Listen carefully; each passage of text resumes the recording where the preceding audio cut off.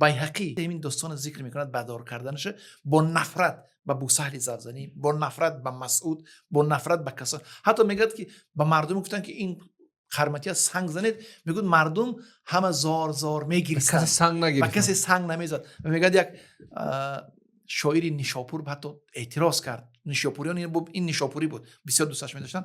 یک شاعری میگه نیشاپوری اعتراض کرد، نوشت که ببرید سرش را که سران را سر بود، آرایشی دهر و ملک را افسر بود، گر قرمتی و جهود و گر کافر بود، از تخت به دار بر شدن منکر بود. شعر میبیرد که نخواد یک آدم در سطح سروزیر شما بیارید در حضور مردم همچون دشمن قتل کنید، یعنی با محکومیت است. بیهقی میگه و جالبتر از این داستانی مادری حسنک است. مادرش زنده بود، میگن چند مدت، چند ماه میگود این حدیثی که فرزندت بردار شد از اون نیهان داشتن، نگفتن به سرش.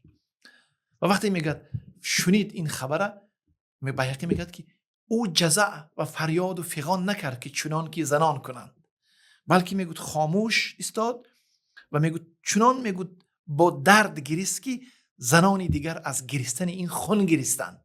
و گفت که بزرگ این پسرم بود، بزرگ مردا که پسری من بود، که پادشاه چون محمود این جهان بدو داد و پادشاه چون مسعود آن جهان.